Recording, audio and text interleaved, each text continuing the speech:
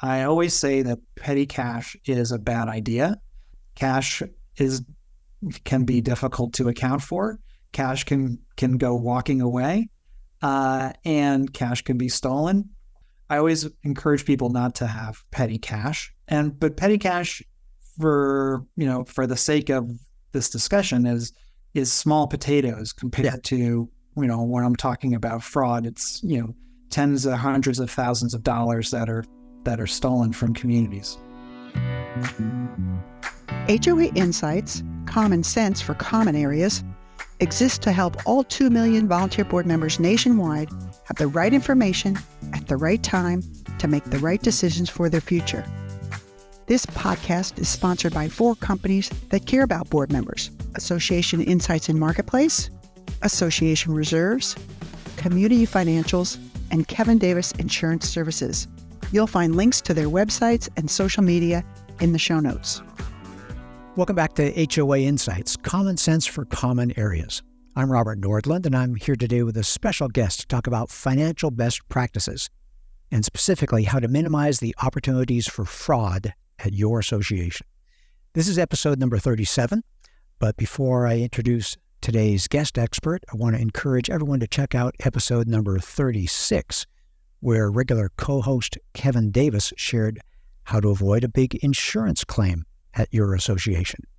Now, if you missed any other prior episodes, take a moment at the end of the program to subscribe to this podcast on any of the most popular podcast platforms. You can also listen from our podcast website, www.hoainsights.org, or watch on our YouTube channel. And if you've got a hot topic, a crazy story, or a question you'd like us to address, leave us a voicemail. And that would be at 805-203-3130, or send us an email at podcast@reservestudy.com. Well, today it's my pleasure to welcome back Russell Munz of Community Financials, who you last heard back in episode 16. Community Financials is, as our listeners know, one of our sponsors, and we've asked Russell back because his firm provides the financial management services for community associations, and, frankly, he's an expert in the field. So, welcome to the program, Russell. Thanks for having me back, Robert. Well, I thought we could start today's program by asking a question from Lydia in New Jersey. How much money should we hold in our operating or checking account? Well, hi, Lydia. Thanks for your question. And I would say that it usually there's no usual answer. So it depends on, I would say that it depends on each community's needs. So you could be living in a 4-unit community, or you could be living in a 400-unit community. And so it would change, drastically. But of course, you want to have enough money to pay your current obligations or your recurring bills so that you're not running a deficit, that you have money set aside going to fund your reserve. So you have a surplus that goes to a reserve account. And that you're transferring on a regular basis. You're transferring on a monthly basis per whatever you have in your budget for the year. But that being said, if you want to use a rule of thumb, I would suggest, keeping 3 months of your operating expenses in your, at least 3 months of operating expenses in your checking account to cover any of those things that might come up. Plus, also remember, many associations pay the insurance bill in one chunk. So you might be making sure you have additional money to cover that when it comes due. And so that might plus up that 3 months when you're getting closer to whenever that renewal is. Yeah, well, I'm relieved because sometimes we get clients who come to us with one bank account and they say, well, Robert, you're doing our reserve study. How much of that should we have in reserves and how much should we leave in checking? And I've always told them 2 or 3 months and watch the time of year because of your big bills. And I think big bills is an insurance bill nowadays. So I'm glad to hear you saying the same thing. I was kind of bracing myself for what you might answer. Oh, we're tracking. Okay, good. I like that. Well, let's talk about fraud. We actually have some clients who tell us they don't want to collect reserves because they don't want it there for the board to misappropriate or for the board to steal. Is fraud really a big, a really big concern? And is it different for the checking account or the reserve account? Well, fraud is real, and unfortunately, it happens more often in this industry than it should. And I've done, you know, I'll get into it to a couple of resources later on, but I learned about fraud from a firsthand experience where when I was running a property management company, a competitor accounting staff member had allegedly stolen over $2 million worth of funds from the associations. And I know how they did it, and I'll get into that later on in the episode. And, I had to meet with board members looking for a new management solution after that. And it had a profound impact on me personally and the rest of my career, which is part of what I, wanted to bring the systems and processes for transparency and great accounting to help communities around the country so that they didn't experience the same thing or go through the same thing that those board members did. Now, as far as you don't want to save money because you don't want to have fraud, well, I think those are two different things. You want to save money so that you don't have to pay for money when you need to borrow it from a bank.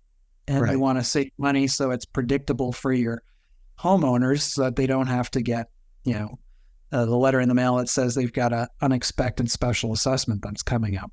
So Yeah. Well, I would say let me you want stop it right there. to keep the funds in the two different accounts, right? Primarily, you have a Right. checking account and then a reserve account.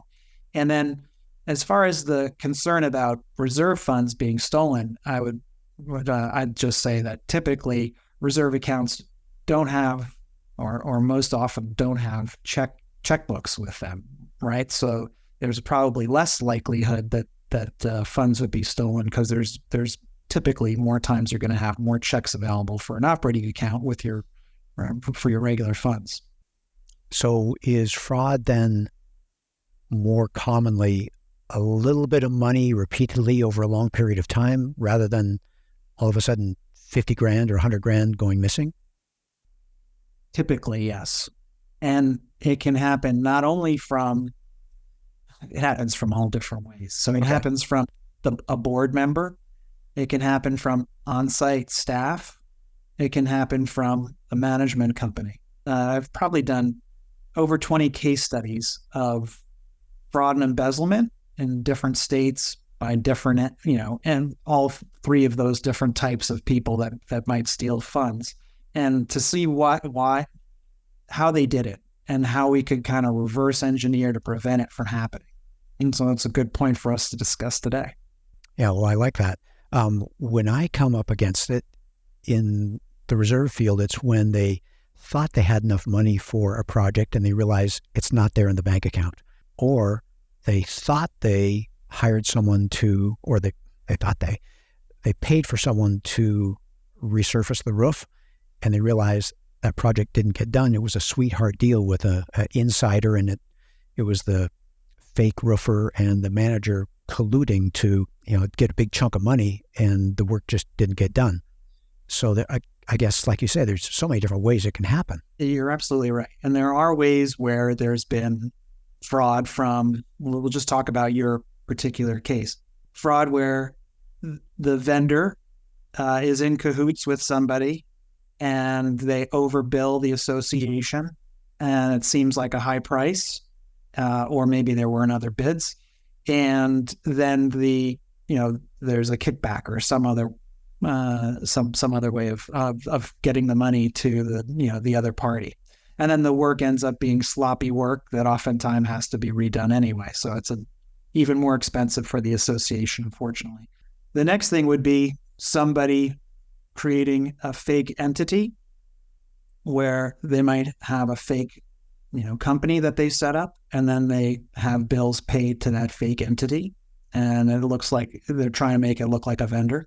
That could be, also done by a board member or a management team member. It could also be where the checks are made out to, as there was one case in Florida where a board member had made checks that were similar to her name, but it wasn't her name. End up being, that was way that was happening. And she was forging even though there were dual signatures on the checks, she was forging another board member's signature. there's other times when somebody just has the checkbook and then they're writing checks and it's one person on the board in charge of the checkbook. And then they don't have, the transparency so that other board members can really identify what's happening until they just notice that there's no money in their bank account. Usually happens over time and it's smaller increments. And I'll give you one more example. On-site, this is a funny one. On-site property manager had a debit card for the association and withdrew funds and ended up withdrawing funds from a local casino. In addition to that she also wrote herself additional paychecks because she was using just a kind of a desktop software version of payroll software and was writing herself additional checks. A lot of the ways that it happens are with controls around paying bills and using the checkbook. If you were to summarize it, you're talking about controls around paying bills or using the checkbook. And are you talking about physical checkbook or any kind of electronic payment? Most of the time when they're reporting the fraud, and it is with physical checks. Sometimes there were wires, and where two people were in cahoots and one wired funds to the other person. But typically, they are done by physical check. Now, the other part, just to go off where it could happen for receivables, where homeowner pay bills, homeowner payments are being put into a different account. So it's either commingled with the management company's account, and then the management company is using them for non-association, reasons, or they set up a dummy account and put the money from the homeowner payments into that dummy account.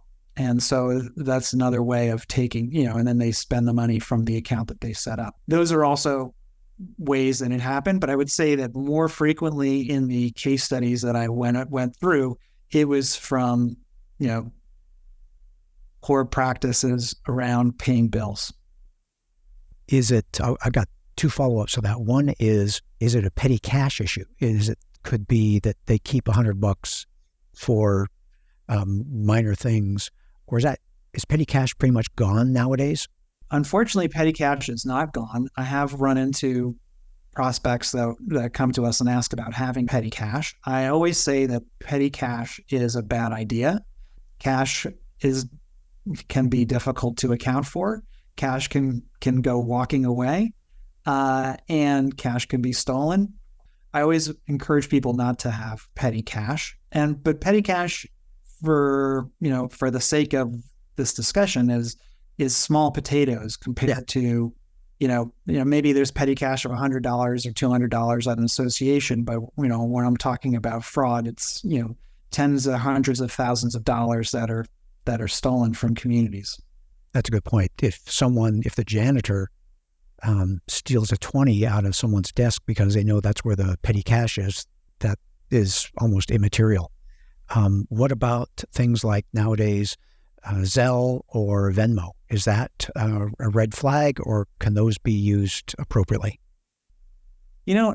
I would say in most cases with associations, they're going to have a kind of a business checking account. And business checking accounts are different than personal checking accounts. And most business checking accounts don't have Zelle or Venmo. Okay. Those are mostly tied or linked to a personal checking account. So in a business banking account, and most of the banks that specialize in working with homeowner associations, community associations, they're gonna have kind of permissions-based methods of transferring funds by either ACH or check or other electronic means, but it's not going to be through Venmo or Zelle. Those have typically, like in our business, we have one person can initiate a wire or an ACH, and then the second person, the senior person, has to approve it so that there's dual control over that as well. So you want to look for that in your community also. Controls. So the controls end up being one of the basic things. Yes. Fantastic. Okay, well, let's, with that, we'll take a quick break to hear from one of our sponsors, and we'll be right back. Hi, I'm Kevin Davis, the president of Kevin Davis Insurance Services. Our experienced team of underwriters will help you when you get that declination. We provide the voice of reason, someone who will stand by you. Our underwriters bring years of knowledge to our clients that can't be automated by technology or driven by price. As a proud Munz company, we bring true value to your community association clients. We are your community association insurance experts. And we're back. During our break, Russell was telling stories, and he said he had one more story and an example of another way fraud occurs. So, Russell, why don't you tell our audience? Sure. So sometimes, fraud can occur in a lot of different ways, like we mentioned before. But sometimes it can seem more innocent, where a board member just isn't paying their dues. There's some cases where a board member didn't pay their common charges for up to 10 years. And because, and then maybe they were one of only, one or two people on the board, and they felt, even though it wasn't in their declaration and bylaws, that they were due compensation for their role as a volunteer, which kind of flies in the face of being a volunteer. So many times, you got to be careful about that. Also, board members that are handy maybe, and they say that they'll do some things around the association and maybe they get compensated for it. You can, but you'll have to have something in writing where you feel that there's good value and there's accountability and there's transparency into paying for that. But, you may want to just steer clear of that as well for the reasons. And then there's the last one is, of course, if there's a vote to use a vendor and the vendor is related to a person on the board, you want to make sure that person on the board has to abstain from the vote. Right. Right. So that there's no conflict of interest. They have to declare if there's a conflict of interest. And having a good delinquency and collections protocol is going to, and also transparency around your aged receivables and who owes money to the association is going to be ways that you can kind of, make sure that that's not happening. Well, let's kind of transition here. Let's take a different angle.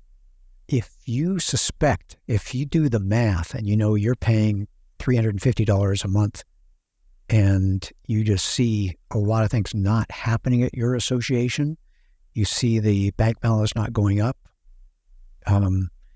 you suspect something at your association, what do you do as a homeowner or a board member? Unfortunately, I'm going to say most of the times homeowners and a lot of board members don't even see what's happening with the bank balances. Okay. So if that's the first red flag. So if you don't have a way of having banking information, which would mean bank statements added to the back of your financial report package, receiving financial reports at all for a period of time, right? Oftentimes I get customers that come to us say we haven't received financial reports in 3-6 months, and that's a red flag. Even better is if you have work with a company that has a portal where the bank balances and the bank transactions and the check images sync into that system so that you can have the complete visibility over the picture of your community, like we provide to our clients. So those are ways that you can kind of steer clear of that type of activity. Well, is it on that line? Is it important or is it of value to have multiple board members with login access to the bank so they can see that, or does that just put more sticky fingers into the bank balance that you wouldn't want to do? You'd want to have more than one person having access to view the bank so that there is checks and balances. And you want to have more than one person on the board having approval of invoices or paying bills so that there's checks and balances. And then there's got to be two bad apples on your board that are in cahoots. And there's, typically that's going to be less likely. So than just having one lone actor that does these types of things. In the systems these days, to answer your question, our system, all the board members have access to that information so that they can see it, right? So when it does happen, if you do spot it, there's a couple of ways to spot it. One is the bank balance is lower than you expected, right? Second is if you're getting financial reports, you have most of the report packages, like my favorite report is the income and expense report that shows the income coming in versus budget for the year and month to date, and any variances. So you can spot variances. Well, how come we're underfunded here? Or how come this expense was way over budget? And then you can dig deeper into it. So you can look at that report too. So then you can help to identify these things. Also, like I said before, the balances. And so when you do spot those things, that's when you can go looking for, clues. In this case, the clues would be found on your bank statements, where you can see what we've been talking about. A lot of this is, well, how come I see all the check images that were with this bank statement, or I see all these withdrawals and they don't match up, or it doesn't make sense to me that we're paying this vendor. I've never seen this vendor before. Or, I saw that these bills went to a person or a name that looks very similar to somebody on our board. This bill to the contractor was supposed to be $40,000 and the check is for $60,000. So those are some ways that just were from the instances we were talking about before where you can take a look at it. So you can find a lot of information on going through the bank statement. And one of the things that the association should have as part of their financial report package to make this easier, not only that report that I said with the variance and the bank statements, but also is the bank reconciliation report, which is a way at a point in time, right? Because when financials are completed, that what's shown on the financial reports matches up with what's in the bank accounts. And so that bank reconciliation report should show that that everything matches up. And so that's one of those fraud prevention tools as well, as if you're making sure you're getting that in your report package. So if you're not getting reports on time, if you are not getting bank statements, if you are not getting bank reconciliation reports, those are red flags to me. And, from that story I mentioned earlier about where I had a competitor that stole, lots and lots of money, it was because the controller didn't provide bank reconciliation reports, didn't provide bank statements, and doctored the financial statements. Yeah. Russell, if we have a listener here who is a homeowner who, there's so many people out there who think that the homeowner assessments are too high. They don't see good things happening at their association. Number one, from my point of view, it's just a failure to appreciate that living in a community association is expensive, and it takes a lot of money just to make it go. I believe in my heart that the actual occurrences of fraud are low. Of course, they're high enough that we want to minimize them and push them down. I agree. I agree with that. Yeah. But does a homeowner have the right to ask for those reports that you were talking about so they can satisfy their curiosity? They can be the watchdog. And now it may be annoying to the board, but maybe that's their safeguard to have an independent homeowner, Mr. Smith or Mrs. Johnson in unit number 13, who just studies that. And is that within their right to ask for that and get that kind of information? And is that good? Sure. Well, let me start off by saying more involvement from homeowners in the community is always a good thing. I would suggest that person that has that interest, and maybe it's a person with some financial background, that person, I encourage them to join the board, to run for a seat on the board and be a volunteer on the board. And then you're going to be in those, in the flow of all of that information on a monthly basis, and your voice can be heard. The next thing the next best thing is some larger communities or some communities with more volunteerism have finance committees. And those people get together and they're a body outside of the board. They review things and then they report to the board their findings. And if it's usually more than one person, but maybe it could be, you could approach your board and ask if you could be the finance committee of one. And your experience is you're a retired CPA or something, or you're just a concerned homeowner. Right. But to go back to your initial question is, yes, a homeowner can request to view specific information of the association and take a look at it. Now, note, you're not going to be able to view age receivables report because delinquencies of the homeowners violates privacy's regulations. Good point. And maybe they would redact some sensitive information, what is sensitive information? How much the manager's paycheck is compared to the janitor's paycheck? And I don't really think so. I would say that what we try and encourage is, and when you're saying redacted, I would say it's not the complete financial report package, which has some reports like the age receivable report that you can't share. But for most owners, what we want to try and do is provide that level of understanding or transparency to them. And you would put the balance sheet, which shows how much money is in the different bank accounts or how much money is owed to the credit, if you have a credit card or owed to vendors that hasn't been paid yet, et cetera. And then you would have the comparative income and expense statement that's going to show the actual versus budget. So you'll see the budget and any variance. So you can see how your community is being run effectively or not effectively.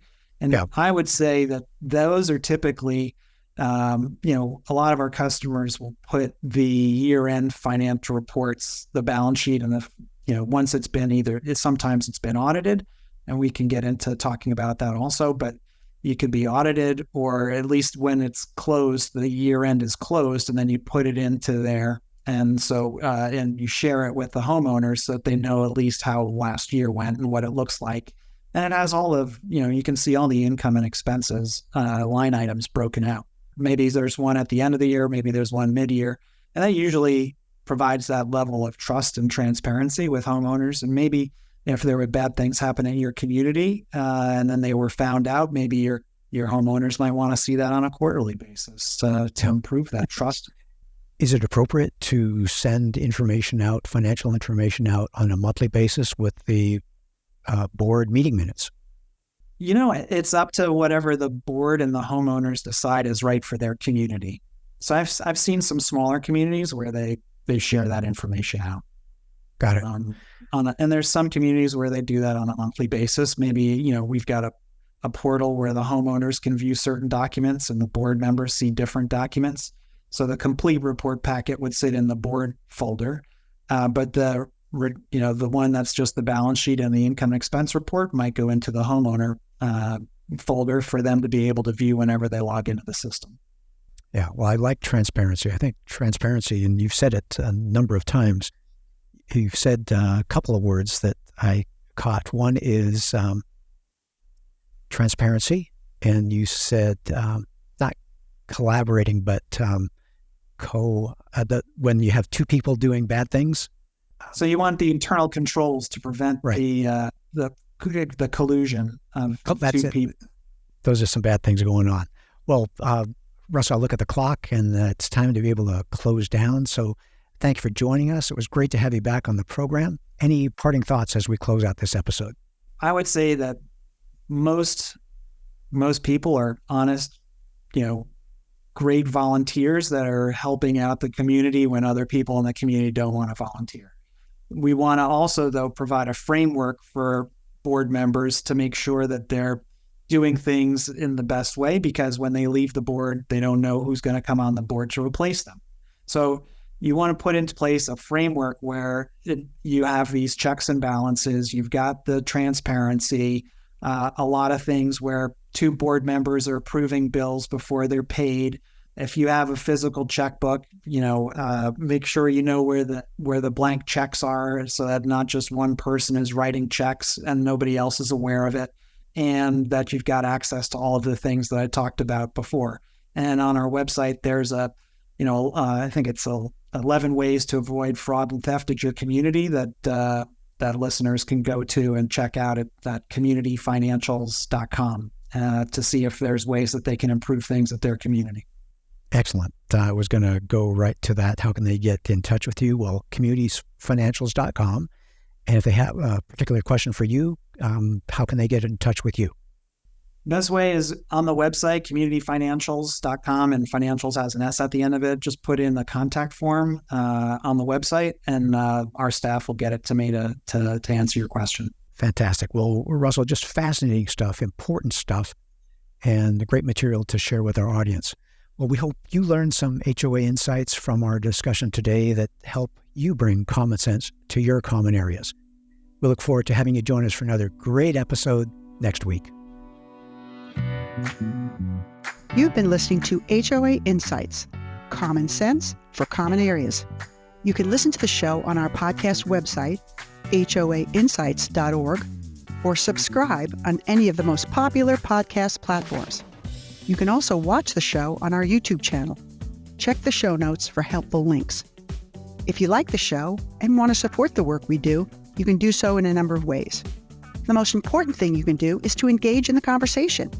Email your questions or voice memos to podcast@reservestudy.com or leave us a voicemail at 805-203-3130. If you gain any insights from the show, please do us a huge favor by sharing the show with other board members you know. You can also support us by supporting the brands that sponsor this program. Please remember that the views and opinions expressed by the podcast do not constitute legal advice. You'll want to consult your own legal counsel before making any important decisions. Finally, this podcast was expertly mixed and mastered by Stokelight Video and Marketing. With Stokelight on your team, you'll reach more customers with marketing expertise that inspires action. See the show notes to connect with Stokelight.